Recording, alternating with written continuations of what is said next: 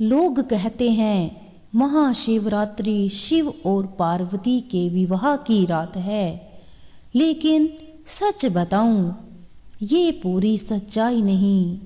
ये रात सिर्फ उत्सव की नहीं, ये उस भयावह समय की गवाह है जब पूरा ब्रह्मांड विनाश के कगार पर खड़ा था। एक ही रात 3 ऐसी घटनाएं घटी जिन्होंने सृष्टि का संतुलन हमेशा के लिए बदल दिया। एक तरफ मंगल गीत, दूसरी तरफ मृत्यु समान विष, और तीसरी ओर एक ऐसी अग्नि जिसने देवताओं का अहंकार राख कर दिया। कहानी शुरू होती है ब्रह्मा और विष्णु के अहंकार से। दोनों में विवाद छिड़ गया। मैं महान हूँ, नहीं मुझसे बड़ा कोई नहीं। उनका यह घमंड जब सृष्टि का संतुलन बिगाड़ने लगा, तभी उनके बीच एक विशाल अग्नि स्तंभ प्रकट हुआ। ना उसका आरंभ दिखाई देता था, ना अंत। उस स्तंभ से गूंजती हुई आवाज आई, जो मेरे अंतिम सिरे को खोज लेगा वही सबसे महान कहलाएगा। ब्रह्मा जी ऊपर की ओर बढ़े और विष्णु जी वराह रूप में नीचे की ओर। युग बीत गए, विष्णु को अंत नहीं मिला। उन्होंने सत्य स्वीकार किया, लेकिन ब्रह्मा जी लौटे और झूठ बोल दिया। उसी क्षण अग्नि से काल भैरव प्रकट हुए। झूठ के दंड स्वरूप ब्रह्मा का वही सिर नष्ट हुआ जिससे असत्य निकला था। तभी देवताओं को समझ आया, ये अग्नि कोई और नहीं, स्वयं महादेव थे।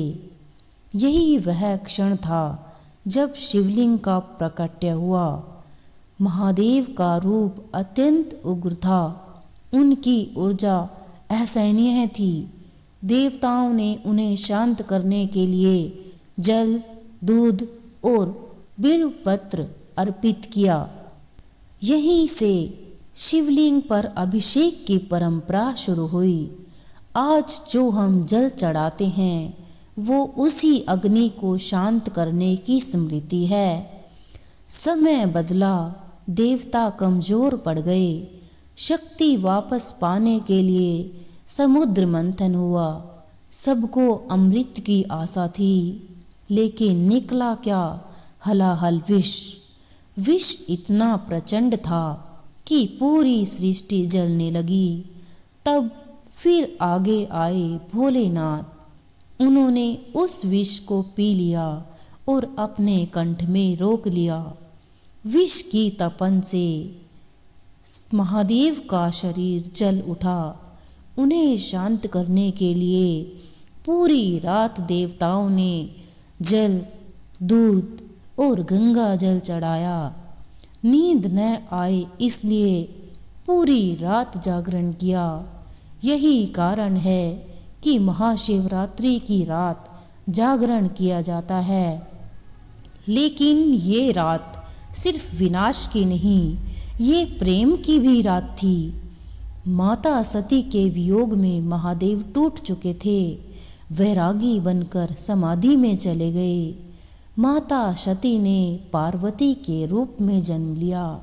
हजारों वर्ष तक कठोर तपस्या की, सिर्फ एक उद्देश्य, अपने शिव को वापस पाने के लिए। और इसी पावन रात महादेव पिघले। वैरागी फिर से दूल्हा बने। शिव और शक्ति का मिलन हुआ। इस महाशिवरात्रि जब आप शिवलिंग पर फिर सिर्फ एक लोटा जल चढ़ाएं, तो याद रखिए आप उस अग्नि को शांत कर रहे हैं, उस विष के दर्द को कम कर रहे हैं और उस प्रेम को नमन कर रहे हैं जिसने सृष्टि को बचाया। हर हर महादेव।